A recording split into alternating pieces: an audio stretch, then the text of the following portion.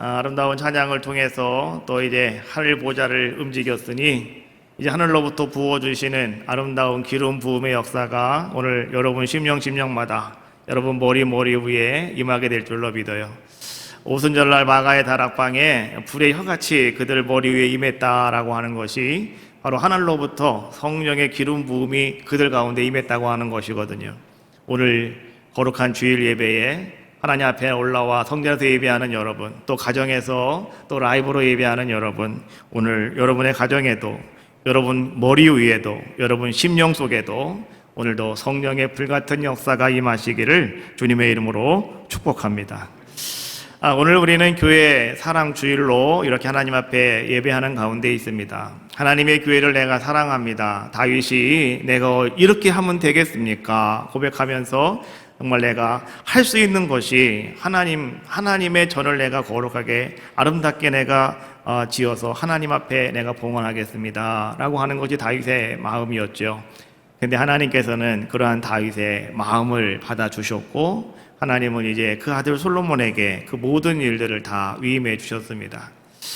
우리가 일평생을 살아감에 있어서 오늘 내가 와서 열심히 기도할 수 있는 교회가 있다고 하는 게 축복이고, 또 내가 하나님 앞에 하나 협력하여서 하나님의 교회를 세울 수 있다고 하는 것도 또 얼마나 큰 아름다운 축복이겠습니까? 바로 다윗과 같은 마음을 가지고 또 솔로몬처럼 우리가 그렇게 나서서 하나님의 아름다움을 드러낼 때 우리 하나님께서는 하늘문을 여시고 아낌없이 하나님 우리에게 허락하며 채우시는 분이 하나님이시라고요. 오늘 성경은 우리에게 보여주고 계시고 또 많은 신앙의 사람들의 모습을 통해서 오늘 우리에게 그러한 것들을 알려주고 계십니다.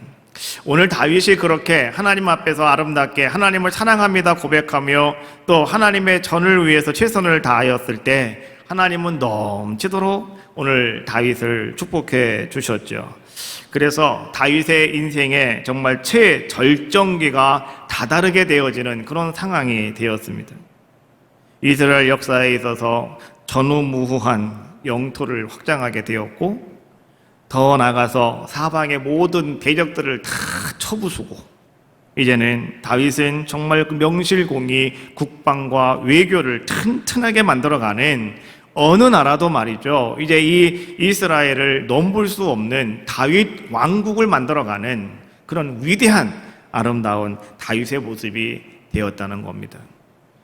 그런데 다윗의 일생에 있어서 한번 다윗이 실수함으로 말미암아서, 다윗이 범죄함으로 말미암아서 다윗은 평생 그것을 품고 살아가는 또 아픔도 다윗에게 있었습니다. 그러면 그 다윗이 평생에 한 번 범죄하는 그 범죄가 다윗에게 언제 일어나게 되었냐라고 한다면 바로 그것이 그의 일생의 최절정기에 일어났다라고 하는 사실을 우리는 알아야 됩니다. 오늘 우리가 읽은 사무엘하 11장 1절과 2절 그 이후의 말씀이 바로 그러한 이야기를 우리에게 행해주고 있는데요. 오늘 우리가 1절과 2절 말씀을 함께 보았지만 이제 제가 이 말씀을 좀 더 여러분들이 쉽게 이해할 수 있도록 돕기 위해서 현대어 성경을 제가 여러분께 한번 읽어드리도록 하겠습니다. 여러분도 한번 눈으로 같이 따라오시면서 읽으시면 되겠어요. 옛날 이스라엘에서는 보통 춘분이 지난 다음 건조기가 시작되는 때에 전쟁하는 관습이 있었다. 춘분은 바로 새해가 되는 때였다.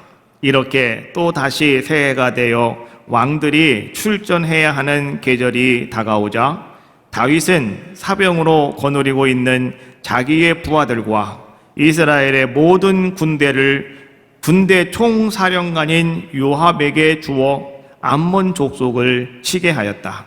그러자 요압이 암몬 족속을 무찔러 그 나라를 무너뜨리고 그들의 수도 람바까지 포위하였다. 이때에 다윗은 예루살렘에 그대로 머물러 있었다. 이렇게 람바 도성을 포위한 기간이 봄부터 여름까지 계속되던 어느 날, 다윗은 낮잠을 자고 일어나 시원한 저녁 바람을 쐬려고 왕궁의 평평한 옥상으로 올라가서 거닐었다. 그러다가 그는 울 안에서 목욕하는 한 여인을 내려다보게 되었다. 그 여인은 매우 아름다웠다. 이것이 현대어 성경으로 오늘 본문 1절과 2절에 있는 말씀을 번역해 놓은 말씀입니다. 우리가 이런 말씀을 가만히 바라보면 일반적으로 이야기하는 것이 있습니다. 오늘 다윗이 왜 범죄하게 되었는지 그 이유에 대해서 1절과 2절에서 지금 우리에게 말씀해 주고 있는 겁니다. 1절에 있는 말씀을 가만히 우리가 묵상하다 보면 우린 이런 것을, 성경이 말하는 것을 볼 수가 있습니다. 암몬의 수도 라빠를 점령하는 전쟁에 오늘 다윗은 왕으로서 참여하지 않았다. 그리고 다윗은 예루살렘의 왕궁에 그냥 머물러 있었다라고 이야기해 주고 있고요. 또 그가 전쟁에 출전하여 왕이 있어야 할 자리에 있지 않았기 때문에, 오늘 그가 예루살렘에 머물렀기 때문에 오늘 다윗은 유혹을 받게 되었다라고 말하는 것이 1절에서 지금 우리에게 주고 있는 말씀이고요. 또 한 가지 2절에서 이야기하는 것은 무엇입니까? 다윗이 저녁 때에 그의 침상에서 일어나 왕궁 옥상에서 거닐었기 때문에 그는 죄를 범하였다라고 이렇게 이야기합니다. 왕이 옥상을 거니는 것이 무슨 죄가 되겠습니까? 저녁 때에 바람을 쐬기 위해서 옥상에 산보를 하는 게 뭐가 죄가 되겠느냐고요. 그런데 왜 2절에서는 오늘 옥상에서 거닐었기 때문에 그가 죄를 범하였다라고 이야기해 주고 있냐고 하면 그 이유가 다른 것이 아니라 다윗의 부하들은 지금 전쟁터에 나가 싸우고 있는데 오늘 다윗은 예루살렘 그 왕궁에서 그는 한가롭게 낮잠을 자고, 그리고 저녁이 되었을 때 그는 잠이 오지 않았다. 그래서 그는 지금 그 옥상 위를 거니는 자가 되었다, 이 얘기하고 있는 거예요. 그럼 여기서 말하는 것이 뭐냐고 하면 왕으로서 오늘 다윗 왕의 상태를 지금 찝어내고 있는 겁니다. 왕으로서 다윗 왕은 지금 어떤 모습을 가지고 있었느냐? 매우 나태한 모습을 가지고 있었다. 나태함의 모습을 가지고 있었기 때문에 오늘 그에게 유혹이라고 하는 것이 찾아왔다라고 하는 것을 2절에서 우리에게 말씀해 주고 있는 겁니다. 그래서 우리는 다윗이 이렇게 범죄를 저지를 수밖에 없었던 이유가 이 두 가지 요인이었다라고 이렇게 말을 하죠. 그러나 오늘 저는 말씀을 가만히 묵상하면서 오늘 다윗이 이 죄를 범할 수밖에 없었던 이유가 정말 이것밖에 없었을까? 우리가 뭔가 죄를 범한다고 한다면요, 어떤 한 가지 문제만 가지고 우리가 절대로 죄를 범하지는 않습니다. 거기와 연관된 다른 것들이 아마 있을 겁니다. 자기도 모르는 연관된 다른 것들이 따라오고 있을 겁니다. 그것이 과연 무엇일까 묵상하는 가운데 오늘 제가 다윗이 죄악을 범한 이유를 다른 각도에서 다른 방향으로 한번 찾아보았는데 그것은 이런 것 같아요. 첫 번째, 다윗은 전쟁터를 누릴 때마다 정말 다윗은 승승장구하는 자의 모습이었죠. 그는 어려서부터 골리앗과 싸움을 시작으로 해서 정말 다윗은 전쟁터에서 살았다라고 말해도 과언이 아닐 만큼 정말 전쟁에 능숙한 사람이 누구였느냐? 그 사람이 바로 다윗이었습니다. 다윗은 전쟁터에 나가서 진 적이 한 번도 없어요. 다윗은 다 승리했습니다. 그렇다고 한다면 오늘 우리가 생각을 할 때 다윗이 능력이 있구나, 다윗 전쟁의 귀재인가 보다라고 말할 수 있지만 성경은 분명하게 이렇게 말씀해 주고 계셔요. 사무엘하 8장 14절 말씀에 보니까 이렇게 말합니다. 다윗이 어디로 가든지 여호와께서 이기게 하셨더라. 여기서 다윗이 어디로 가든지, 이것은 전쟁터를 이야기하는 거예요. 어느 나라와 싸우든지 어떤 장소로 가 싸우든지 다윗이 전쟁터에 나가기만 하면 다윗은 승리했다. 근데 거기에 성경이 툭 집어서 얘기하는 것이 뭐냐고 하면 한번 따라해 볼까요? 여호와께서 하나님께서 이기게 하셨다. 오늘 성경은 이것을 아주 강하게 우리에게 이야기해 주고 있는 거예요. 하나님께서 이기게 하셨다, 여호와께서 이기게 하셨다라고 말씀해 주고 있는 거예요. 오늘 다윗이 능력이 있어서, 다윗이 지혜가 총명해서, 다윗이 전략을 잘 짜서 다윗이 나가 전쟁터에서 승승장구한 것이 아니라 하나님이 이기게 해주셨다. 다른 말로 말하면 하나님께서 다윗에게 은혜를 주셨다는 거예요. 하나님이 다윗에게 은총을 베풀어 주셨다라고 하는 것을 이야기해 주고 있는 거예요. 그런데 이런 다윗이 말이죠, 이제 모든 전쟁에서 다 승리한 다음에 특별히 사울왕이 이제는 자기를 막 죽이려고 10년 동안을 막 괴롭혔지 않습니까? 그래서 다윗이 이제 왕이 됐어요. 여러분, 왕족 시대에는 말이죠, 특징이 무엇이냐고 하면 다른 왕이 왕위를 획득하면 그 앞에 있는 왕들은 다 죽여야 돼요. 반란 이런 건 다 그런 거 아니겠습니까? 납두면 자기가 어려움을 당해요. 그래서 그냥 다 멸족시켜버리고 마는 거예요. 4대, 5대, 10대까지 그냥 다 멸족시켜버리고 마는 거죠. 아무도 남겨주는 사람이 없는 거죠. 근데 다윗이 말이죠, 이제는 전쟁에서 다 승리하고 자기가 왕위에 딱 올라갔을 때 다윗은 이런 이야기를 합니다. 이 사울의 집에 대해서 이런 얘기를 해요. 사무엘하 9장 1절 말씀해 보니까 다윗이 이르되 사울의 집에 아직도 남은 사람이 있느냐? 내가 요나단으로 말미암아 그 사람에게 은총을 베풀리라 하니라. 다윗이 왕이 되어가지고 이제는 사울의 가정, 사울의 모든 이 가족들은 다 죽어야 되는 거예요. 다 죽여야 되는 거예요. 근데 정말 다 죽었어요. 그런데 이제 왕에 대해서 사울이 한번 물어보는 거예요. 혹 그 가정에 아직도 살아남아 있는 사람이 있느냐? 그러면 내 친구였던 요나단을 봐서 내가 어떻게 했다는 겁니까? 그 사람에게 은총을 베풀겠다. 죽이지 않고 살려주겠다. 이런 이야기를 하고 있는 것이죠. 그때 신하들이 다윗에게 와서 이렇게 말을 합니다. 한 사람이 남긴 남았습니다. 근데 그 사람은 다리를 저는 요나단의 아들입니다. 라고 이렇게 이야기하죠. 이름은 무비보셋이라고 합니다. 정말 그래서 다윗은 그 무비보셋, 다리 저는 자라고 했어요. 장애인이었습니다. 이 성경에서 이 장애인이라고 다리 저는 자라고 지목해서 써놓은 것은 뭐냐고 하면 그 사람은 아무 소용 가치가 없습니다. 이런 뜻이에요. 그런데 다윗이 어떻게 했습니까? 그 사람을 거둬서 자기와 같이 밥을 먹고 자기와 같이 왕궁 생활을 할 수 있도록 만들어 주었죠. 자기가 은혜를 이제 베풀고 보답하는 그런 차원에서 오늘 다윗은 그렇게 했다. 그래서 어찌 보면 참 다윗은 참 좋은 사람이다라고 우리가 말할 수 있는데 이 부분을 우리가 좀 냉철하게 생각해 볼 부분이 된다라고 하는 거죠. 여러분, 우리는 분명히 아셔야 될 것. 사람에게 은총을 베푸는 일은 누가 하시는 것이냐? 이거는 사람이 하는 게 아니라는 거죠. 이건 누가 해야 되는 것이냐? 하나님이 하시는 일이다.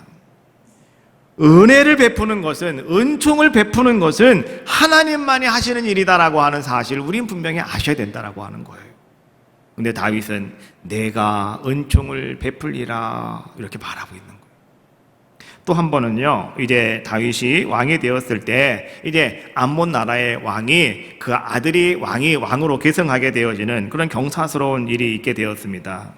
왕이 취임을 하는 취임식이 있는 그날 다윗은 신하들을 그곳으로 보내면서 그 신하들에게 가서 이렇게 전하라고 이야기합니다. 사무엘하 10장 2절에 있는 말씀인데요, 다윗이 이르되 내가 나하스의 아들 한운에게 은총을 베풀되 그의 아버지가 내게 은총을 베푼 것 같이 하리라 하고 이런 말을 하고 있어요. 오늘 이 암몬의 왕 나하스의 아들 한운에게 내가 은총을 베풀겠다라고 다윗은 이야기해 주고 있는 거예요.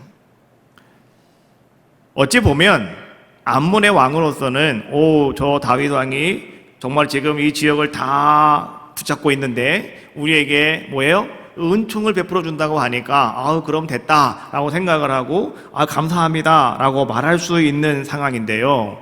그런데 이 사건을 빌미로 해서 이제 암몬이 어떤 일을 행하냐고 하면 주변에 있는 모든 나라들의 용병들을 고용해가지고요, 이제 이스라엘과 싸움을 하게 되어지는 그러한 모습이 되더라라고 하는 것이죠. 사무엘하 10장 6절 말씀해 보니까 이렇게 말씀해 주고 있습니다. 오늘 암몬 자손들이 자기들이 다윗에게 미움이 된 줄 알고 암몬 자손들이 사람을 보내어 벨리의 사람 아람 사람과 소바 아람 사람의 보병 2만 명과 그 다음에 마하가 왕과 그의 사람 1,000명과 돕 사람 12,000명을 고용한지라. 왜 그들을 고용했겠습니까? 전쟁하기 위해서, 싸우기 위해서 돈 주고 사람들을 사왔다는 거예요. 다윗이 내가 은총을 베풀리라 라고 이야기했지만 그 이야기를 듣는 사람은 그게 그렇게 들리는 것이 아니었어요. 다른 쪽으로 들렸다는 거죠. 그래서 여러분, 우리가 분명히 아실 것은 뭐냐고 하면 은총은 하나님이 베푸시는 거예요. 우리 인간이 베푸는 게 아닙니다. 은총은. 오늘 다윗이 이처럼 말이죠. 내가 은총을 베푼다. 내가 은총을 베푼다. 라고 고백하는 다윗의 모습을 가만히 바라보다 보니 그 다윗에게 지금 어떤 모습이 생겨나고 있냐고 하면 오늘 하나님만을 신뢰하고 섬기는 다윗의 모습이었는데 그 다윗의 마음속에 지금 교만이라고 하는 것이 싹 트고 있구나라고 하는 것을 바라보게 되는 거죠. 교만에서 여러분 나타나는 것이 뭔지 아시죠? 거기서 죄악이 시작이 되어진다라고 하는 것. 그래서 오늘 우리들도 말이죠, 믿음생활, 신앙생활 하면서 특별히 하나님을 섬기면서 오늘 여러분들이 주의하실 것이 한 가지가 있습니다. 그것이 뭐냐고 하면 내가 무엇을 한다라고 하는 이 착각 속에서 우리는 벗어날 수 있는 자가 되셔야 된다. 오늘 우리들도 말이죠, 다윗처럼 내가 무엇을 한다 라고 이렇게 우리가 착각하며 살아갈 때가 너무나 많이 있다. 이거 우리가 조심하셔야 된다라고 하는 겁니다. 내가 봉사를 하고 내가 찬양을 하고 그 다음에 내가 선교를 한다 라고 우리 생각하면서 오늘 우리는 봉사도 하고 찬양도 하고 우리는 선교에 여러분 힘을 다할 수도 있다라고 하는 것이죠. 그러나 그 모든 것은 내가 하는 것이 절대 아니다. 그것은 하나님께서 나에게 은총을 주셨기 때문에 오늘 그 은총 가운데에서 내가 무엇인가 할 수 있다라고 하는 사실을 우리는 그렇게 고백하셔야 된다라고 하는 것이죠. 나는 원래 노래를 잘하니까 이거 내가 하나님 찬양합니다. 나는 원래 일을 잘하니까 하나님 내가 이거 봉사합니다. 나는 원래 가진 것이 많으니까 하나님 내가 이거 헌신합니다. 이런 모습을 가지고 있다고 한다면 한번 이렇게 생각을 해보십시오. 하나님이 지금 나에게 그런 은총을 주시지 않았다면 우리가 어떻게 할 수가 있겠습니까? 정말 내가 하나님 앞에 찬양을 잘 할 수 있는 것이 아니라 내가 정말 정말 도레미도 안 올라간다고 한다면 할 수가 없잖아요. 오늘 우리 권사님 찬양하시는데 끝에 가가지고 올리시는데 와, 제가 그거 들으면서 권사님도 성악가 다 되셨네요. 네, 그 생각을 했어요. 그거 아무나 하는 거 아니에요. 예? 여러분 그 흉내 내시면은요 목 다쳐요. 아무나 하는 거 아니에요. 다 어느 정도 경륜이 차고 이게 돼야, 훈련이 돼야 그게 쫙 나가요. 근데 대부분의 사람들은 이게 쭉 올릴 때 이렇게 나가는데 끝까지 쭉 가잖아요.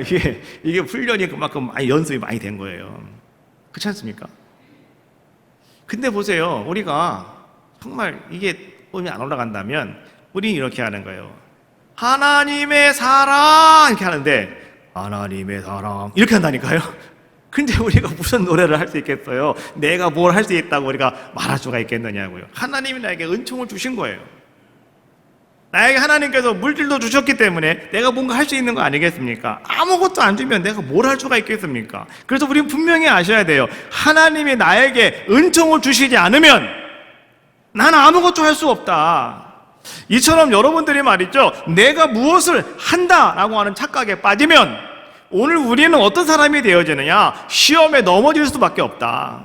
시험에 쓰러질 수밖에 없다라고 하는 거예요. 그러므로 오늘 내가 무엇을 한다고 하는 착각에서 벗어나 오늘 우리는 하나님이 나에게 은총을 주시기 때문에 하나님이 나에게 큰 사랑을 베풀어 주시기 때문에 나는 할 수 있습니다 라고 하는 믿음 속에서 살아가신다면 오늘 여러분들은 모든 유혹을 다 이길 수 있다라고 하는 이야기예요. 마리아가 천사를 만났을 때 천사가 그렇게 얘기했어요. 은총을 입은 자요. 은총을 입은 자요. 그때 마리아는요, 정말 하나님께 자기가 은총을 입은 자라고 하는 것을 알았기 때문에 말씀대로 주의 여종에게 이루어질 줄로 믿습니다. 할렐루야. 은총을 입었으니까요. 하나님이 말씀대로 이루어질 줄로 믿습니다. 고백하는 것이 우리의 믿음이에요. 그럼 우리는 시험에 들지 않습니다. 우리는 넘어지지도 않습니다. 오늘 우리는 모든 유혹을 이길 수 있는 귀한 자가 되어줄 수 있다는 거죠. 오늘 우리가 이 본문 말씀을 가만히 묵상하면서 오늘 제가 이 말씀 속에서 관심이 가는 한 단어가 있더라고요. 그 단어가 뭐냐고 하면 2절에 있는 말씀이에요. 저녁 때에 라고 하는 말씀이에요. 저녁 때에. 여러분, 저녁 때라고 하는 말씀이 주는 의미는 과연 뭘까요? 아마 여러분도 생각할 수가 있을 거예요. 저녁 때 첫 번째 주는 의미는 어두움입니다. 저녁 때가 됐다, 이제 어두워졌다, 이것을 얘기하는 것이고, 또 저녁 때 이것은요, 낮에는 나가서 열심히 여러분 함께 사람들과 일하지만 저녁 때는 나만의 혼자만의 시간, 이것이 바로 저녁 때입니다. 나 혼자 잠도 자고, 나 혼자서 영화도 보고, 나 혼자서 책도 보고 일어날 수 있는 시간, 이게 저녁 때입니다. 그래서 오늘 우리가 이 저녁 때라고 하는 시간이 주는 의미 두 번째는 나 혼자만의 시간. 또 한 가지는 뭐가 있냐고 하면 이 저녁 때라고 하는 것이 우리에게 던져주는 의미는 두려움, 이런 것도 있어요. 두려움. 사람들은 그래서 어두움을 싫어합니다. 저녁 때를 사람들은 별로 안 좋아해요. 왜? 두려움이 찾아오기 때문에. 또 한 가지가 있죠. 뭐냐고 하면 이 저녁 때라고 하는 말이 주는 의미는 죄입니다. 모든 죄는요 다 저녁 때 일어나거든. 모든 죄는요 다 어두울 때 일어나거든. 남들이 나를 못 본다 생각할 때, 그때 이 모든 죄가 우리에게 나타나기 때문에 그래요. 그런데 여러분 알고 계셔요? 우리의 믿음은 나 홀로 있을 때 나타난다. 다른 말로 말하면 우리의 믿음이라고 하는 것은요, 우리의 저녁 때 그 시간에 우리의 믿음이 보여진다. 우리의 믿음을 우리는 나타낼 수 있는 귀한 자가 될 수 있다. 여러분 보세요. 홀로 있을 때, 그것이 저녁 때라고 여러분 이야기하시면 돼요. 자, 홀로 있을 때 우리는 그리스도인으로서의 모습을 잃어버릴 때도 있다. 그렇죠? 여러분 혼자 있을 때 내가 그리스도이냐라고 하는 것을 여러분들이 잃어버릴 때가 있어요. 그게 홀로 있을 때, 저녁 때예요. 또 홀로 있을 때 여러분들은요, 나에게 주어진 그 시간에 대해서 여러분들이 그 시간은 내 시간이다, 자기의 시간이다 라고 우리는 그 시간을 해석할 수도 있어요. 나만의 시간이라고, 더 이상은 누구도 터치하지 않는 나만의 시간이라고. 오늘 우리가 이야기하기 쉬운 때가 바로 언제냐? 나 홀로 있을 때 그 시간이잖아요. 저녁 때입니다. 또 홀로 있을 때 그때는요, 가장 솔직하게 자기 자신을 표현할 수 있는 시간이기도 해요.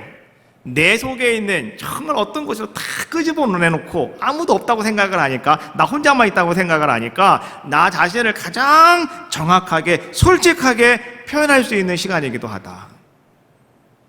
그래서 저녁에 한밤중에 기도할 때 우리는 하나님 앞에 말이죠, 내 모든 것을 그냥 그대로 다 내놓고 기도할 수가 있는 거예요.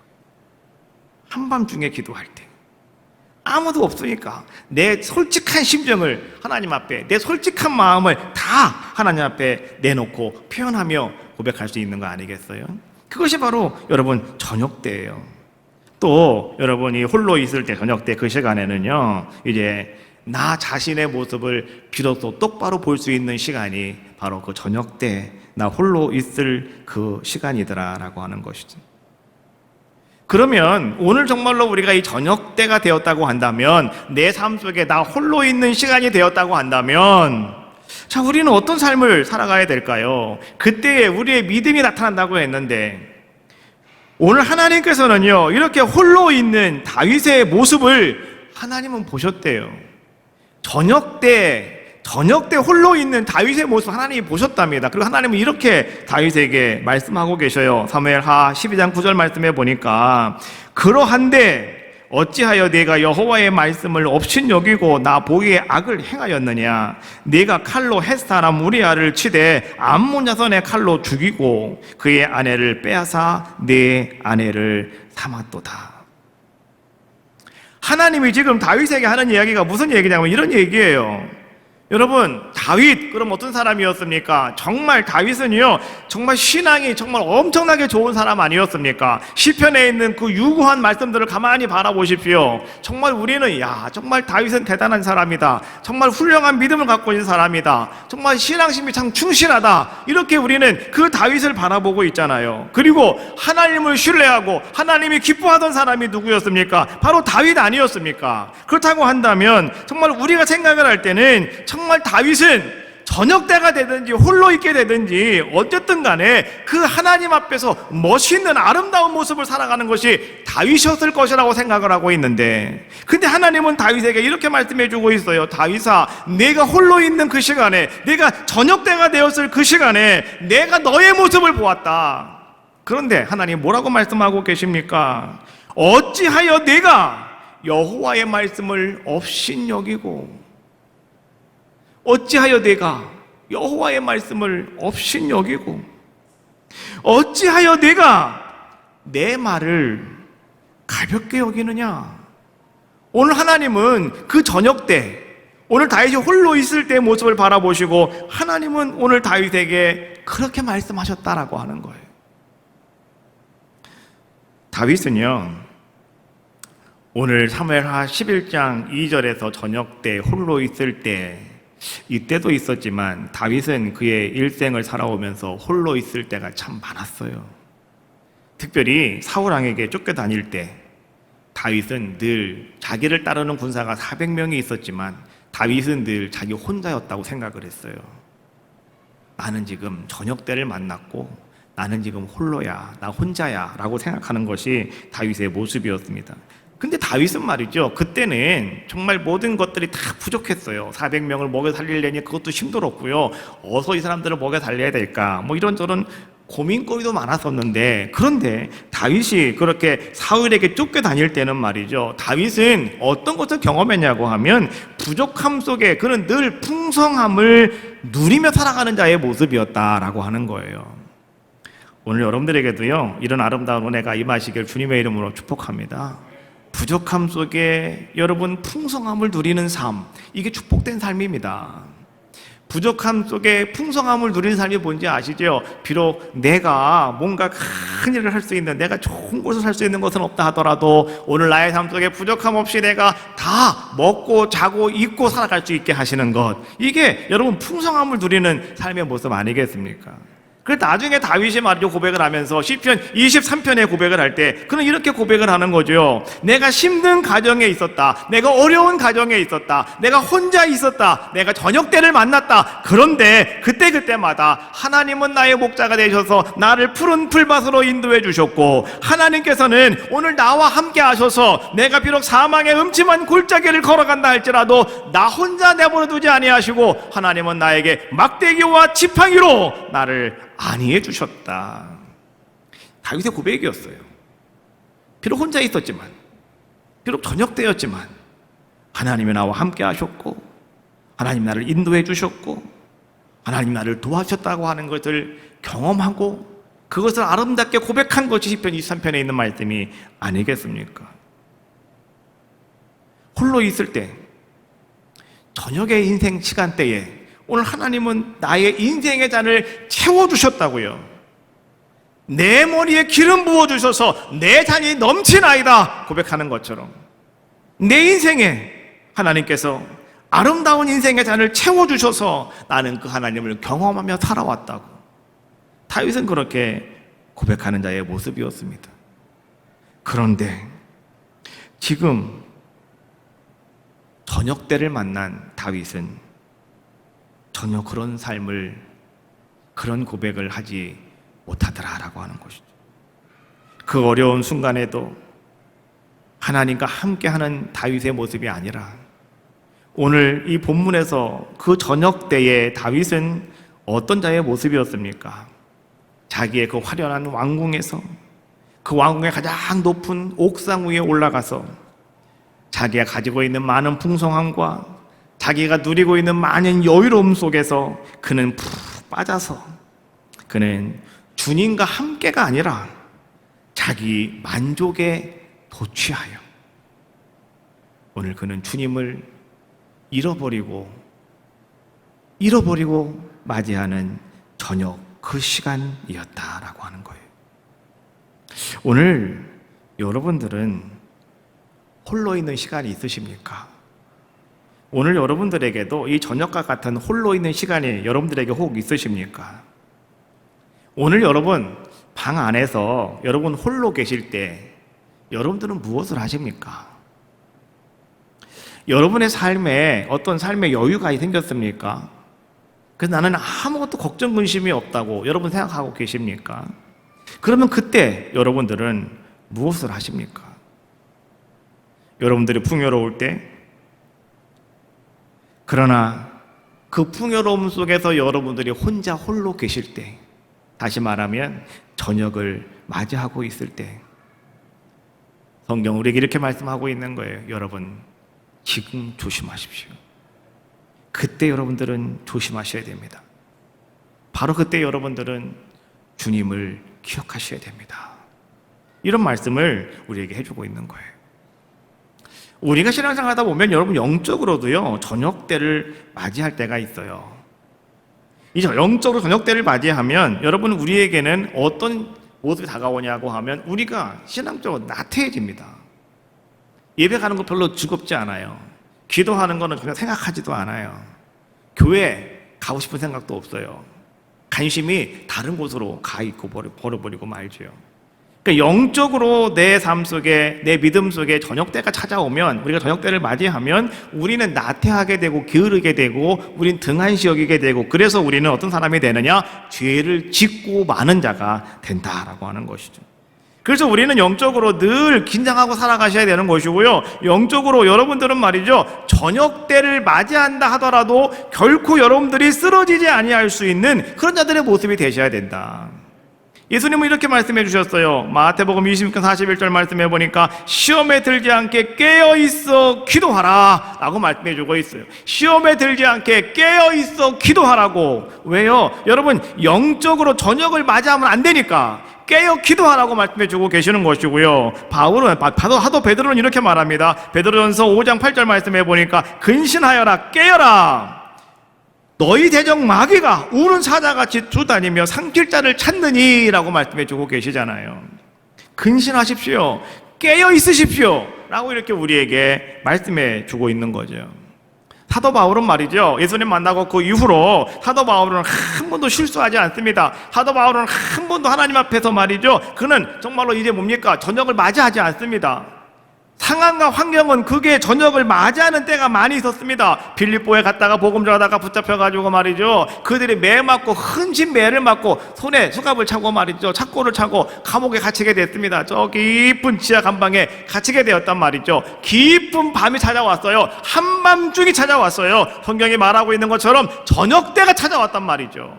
근데 바울은 어떻게 했습니까? 한밤중, 깊은 밤중에 오늘 바울과 실라가 찬송하고 기도하였더라. 할렐루야. 찬송하고 기도하였더라. 바울은 바로 그렇게 말이죠, 한 번도 실수하지 않습니다. 어떤 한밤중에 들어갔다 하더라도요, 그는 변절되지도 않았고, 그는 오직 하나님만 말씀만 붙잡고 자기 사명 잘 감당하는 귀한 자의 모습이 되었다. 그래서 그는 우리가 이렇게 말해요. 롱런하였다라고 이렇게 이야기해요. 롱런하였다고요. 그럼 그 비결이 과연 무엇이었을까? 다른 것이 아니었습니다. 바울은 자기를 영적인 자기 관리를 철저하게 행하는 자의 모습이었다. 그는 자기 자신을 철저하게 깨우는 자의 모습이었다. 그래서 이렇게 말합니다. 고린도전서 9장 27절 말씀해 보니까 내가 내 몸을 쳐 복종케 하면 내가 남에게 전파한 후에 자신이 도리어 버림을 당할까 두려워함이로다. 여러분 어떤 분들은 신앙생활 너무너무 잘해요. 어떤 분은 전도 참 너무 잘해요. 그러다가 나중에 가서 시험 들어가지고 말이죠, 교회도 안 나오고 신앙생활 안 하는 사람도 있습니다. 이거 두고 하는 얘기예요. 여러분 그러면 안 됩니다. 내가 전에는 신앙생활 참 잘했는데 근데 어쩌라고요? 지금은 뭐 어쨌다는 거예요. 지금은 안 그렇다는 거거든요. 그렇잖아요. 내가 왕년에 대통령 알아본 사람 누가 있어요? 다 있지. 그렇잖아요? 그런 말 필요 없어요. 지금 깨어 있으셔야 돼요. 여러분 지금 여러분들도 자기 자신을 자꾸 쳐야 돼요. 자기 몸을 쳐서 복종시키셔야 돼요. 그래야 오늘 우리가 어떻게 할 수 있냐, 바울처럼 영적인 자기 관리를 잘 할 수 있는 귀한 자가 될 수가 있다. 그러면 영적으로 깨어있는 가장 좋은 비결은 과연 무엇일까요? 다른 것이 아닙니다. 여러분, 영적인 시선을 우리 하나님께 고정시키는 겁니다. 여러분의 영적인 시선을 예수님께 고정시키는 겁니다. 그래서 히브리서 12장 2절 말씀해 보니까 믿음의 주여 온전케 하시는 이인 예수를 바라보자 라고 말씀해 주고 있는 거예요. 이 말씀을 간단하게 생각하면, 쉽게 풀어보면 이런 거예요. 한번 따라해 볼까요? 예수님께 우리의 두 눈을 고정시키자, 그 말이에요. 예수님께 우리의 두 눈을 고정시키자라고 하는 것이죠. 여러분들이 예수님께 고정을 시키면 여러분들은 늘 예수님을 의식하고 살아가게 될 것이고, 오늘 여러분의 두 눈이 꼭 예수님께만 고정되어 있기 때문에 여러분들은 말이죠, 잘못된 것들을 보다 하더라도 여러분들은 결코 밖으로 새지 않습니다. 주님만 바라보고 나아갈 수 있는 귀한 자가 될 수 있지 않겠습니까? 또 여러분들이 고정하면 기도할 수 있는 거 아니겠습니까? 바로 이것이 오늘 우리가 깨어있을 수 있는 자들의 모습이더라라고 하는 것이죠. 성경에 보니까 여러분, 이렇게 여인에게 유혹받아서 말이죠, 유혹받는 사람이 두 사람 나옵니다. 한 사람은 누구냐? 많이 있지만 대표적으로 말하는 거예요. 한 사람은 요셉이었습니다. 여러분, 요셉 알고 계시죠? 요셉은요, 이제 애국으로 팔려가가지고요, 보디발의 아내에게 유혹을 당합니다. 오늘 다윗도 유혹을 당했어요. 누구에게? 오늘 이 바세바라고 하는 여인에게 오늘 이제는 뭡니까? 다윗이 유혹을 당했는지, 하여튼간 다윗이 유혹을 했는지 모르겠지만 하여튼간 이런 일이 있었다. 어떤 분이 재밌는 얘기를 하더라고요. 만약에 요셉하고 다윗하고 여인이 바뀌었다면 어떻게 됐을까? 뭐 이런 얘기도 하더라고요. 그럼 요셉도 아마 글쎄 막 이런 얘기를 하더라고요. 왜 그런지 아시죠? 보디발의 아내는, 보디발이 장군이잖아요. 나이가 많았잖아요. 요셉은 젊은 청년이잖아요. 그런데 웬 할머니가 와가지고 꼬신다고 넘어가겠어요? 도망가는 것밖에 없잖아요. 근데 오늘 다윗은, 이 바세바는 그래도 좀 젊었는가 봐요. 그러니까 넘어간 게 아니냐. 웃으라고 하는 얘기예요. 웃습니다. 아무도 안 웃어. 지금 여러분들이 너무 경직돼 있어서 좀 웃으라고, 이런 얘기도 있더라. 뭐 이 얘기 하는 건데. 자, 근데 여러분, 안 웃으시니까 잘 들으세요. 그러면 자, 보세요. 요셉은요, 자, 어떻게 요셉은 그 유혹에서 벗어날 수가 있었고 다윗은 왜 그 유혹에서 벗어나지 못했느냐, 이런 얘기죠. 요셉은 여러분 하나님만 바라보는 자였어요. 그래서 요셉은 말이죠, 그 유혹을 다 무너질 수가 있었다. 성경은 이렇게 말해요. 창세기 39장 9절, 이 집에는 나보다 큰 이가 없으며 주인이 아무것도 내게 금하지 아니하였어도 금한 것은 당신뿐이니 당신은 그의 아내임이라. 그런즉 내가 어찌 이 큰 악을 행하여 하나님께 죄를 지으리까. 이 말씀 가만히 묵상하다가 보니까 하와 생각이 나더라. 하와 생각이 나요. 하나님께서 하와에게 그랬어요. 아담에게 그랬어요. 동산의 모든 건 다 네 맘대로 해라. 그러나 한 가지만 너 그들지도 말고 만지지도 말고 못 뽑지도 말아라. 보지도 말아라. 이게 선악을 알게 한 나무였거든요. 오늘 요셉에게도요, 보디발이 이 집에 있는 걸 다 네 맘대로 해라. 네가 알아서 하라고 그랬어요. 그러나 한 가지, 요셉은 그 속에서 자기가 건들지 말아야 될 것 한 가지를 딱 선정을 했어요. 다시 말하면 요셉에게 선악과였다는 것이죠. 그것이 무엇다고요? 보디발의 아내였다. 그래서 오늘 요셉은 이렇게 말하는 거예요. 내가 어찌 이 큰 악을 행하여 하나님께 죄를 짓겠습니까? 하나님을 바라봤다는 거예요. 그래서 요셉은 거기서 그 유혹에서 벗어날 자가 되었다. 근데 다윗은 여러분 어떤 모습이었습니까? 다윗은 지금 말이죠, 그 아주 호화로운 왕궁의 가장 높은 자리에 올라가 있어요. 옥상은 가장 높은 곳 아니겠습니까? 그 높은 자리에서 오늘 다윗은 저쪽을 바라보았다고, 내 밑을 내려다 보았대요. 그랬더니 그 눈에 뭐가 들어왔다고요? 오늘 본문 말씀해 보니까 2절 말씀해 보니까 저녁 때에 다윗이 그의 침상에서 일어나 왕궁 옥상에서 거닐다가 그것을 보니, 마지막 절 말씀해 보니까 그 여인이 심히 아름다워 보이는지라 라고 이렇게 이야기해 주고 있어요. 사탄의 유혹을 받고 오늘 하와가 그 선악과를 바라보았더니 보암짓도 하고 먹음짓도 하고 탐스럽기도 하였다. 똑같은 얘기라고요. 하나님을 바라보았으면 너 죽어! 그러니까 못 받겠죠. 안 받겠죠, 아예. 그러나 사탄의 유혹을 받고 그것을 바라보았더니, 내려다보았더니 오늘 그것이 탐스럽게 보였던 것처럼 오늘 다윗도 바로 그런 자의 모습이었다.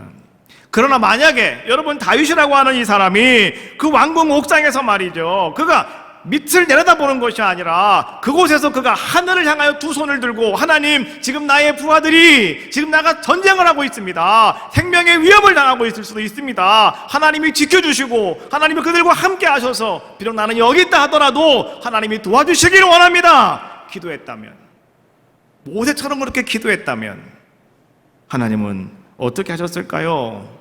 다윗에게 최고의 은총을 하나님은 허락하시지 않았겠습니까?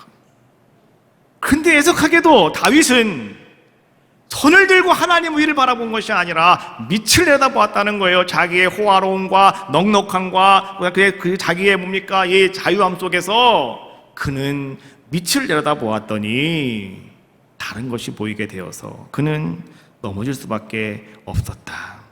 그래서 우리는요, 오늘 이 시대에 영적으로 여러분 무장하신 자들의 모습이 되셔야 돼요. 에베소서 6장 10절 말씀해 보니까 이렇게 말씀해 주고 있죠. 끝으로 너희가 주 안에서와 그의 힘의 능력으로 강건하여지고 마귀의 관계를 능히 대적하기 위하여 하나님의 전신갑주를 입으라. 할렐루야.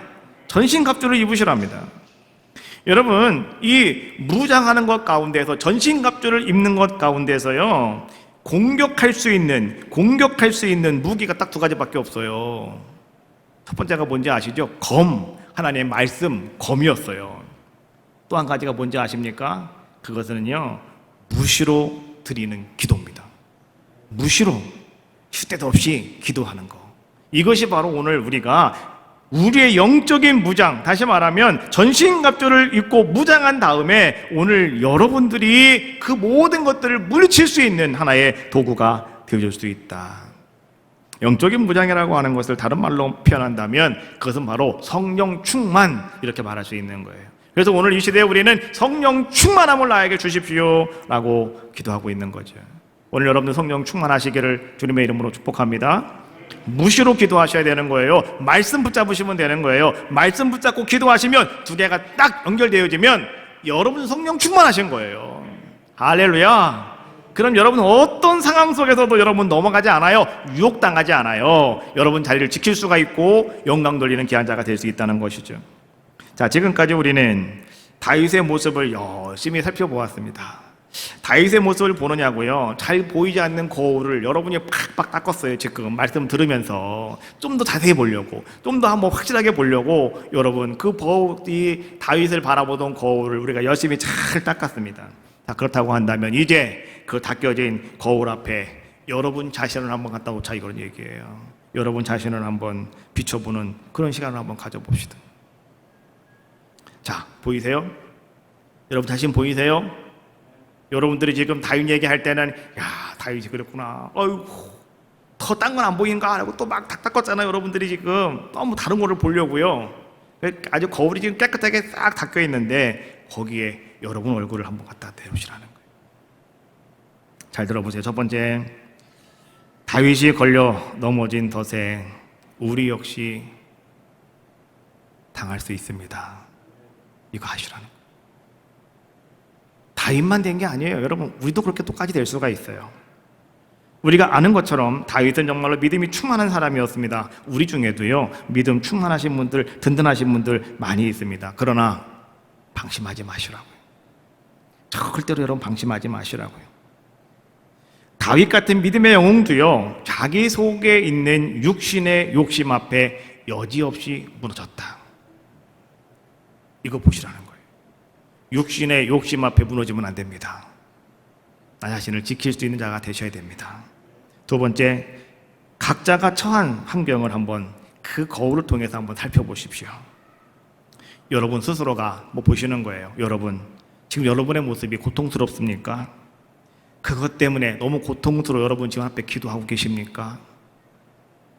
그러면 그분은 성령께서 그분을 다스리고 계시는 거예요. 그거 여러분 아셔야 돼요. 그러므로 지금 내 고통 가운데서 기도하고 있는 분이라고 한다면 감사하십시오. 그분은요, 다시 한번 더 하나님 앞에 엎드려 기도해 보십시오. 그럼 하나님이 여러분과 함께 하실 겁니다. 근데 그 거울을 가만히 보는데 반면에 여러분 이런 게 보일 수가 있어요. 나는 정말 행복해.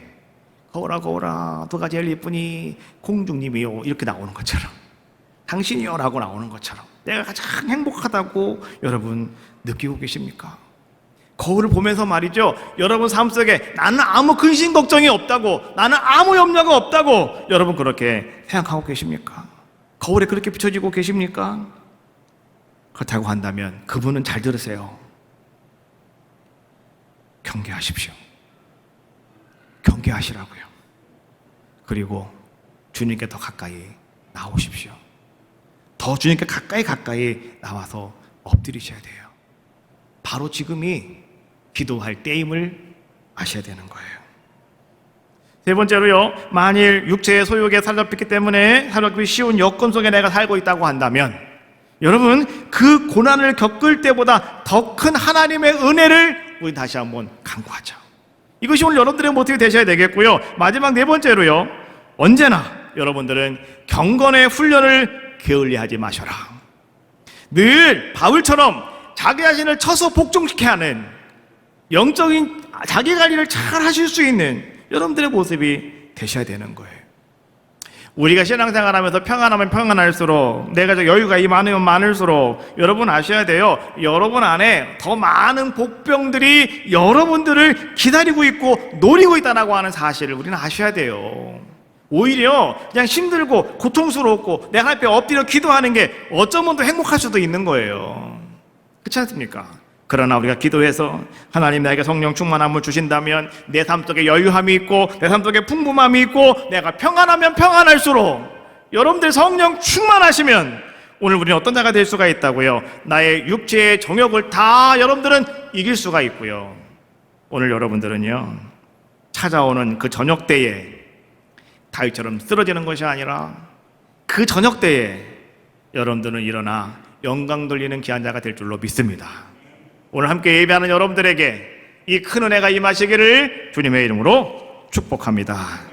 우여 우린 연약합니다. 찬양하시고요, 통성으로 기도하겠습니다.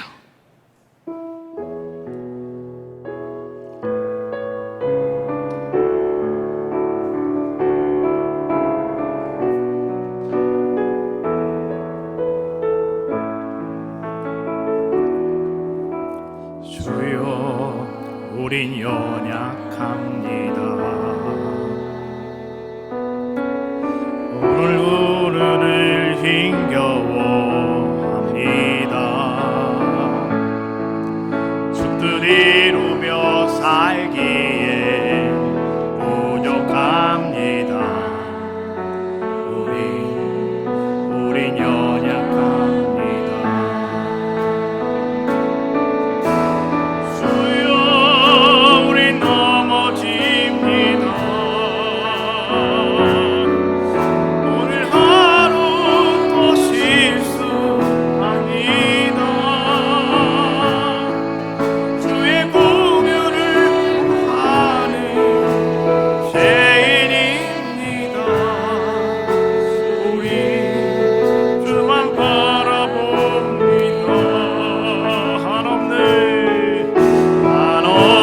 한없는 주님의 은혜 온 세상 위에 넘칩니다.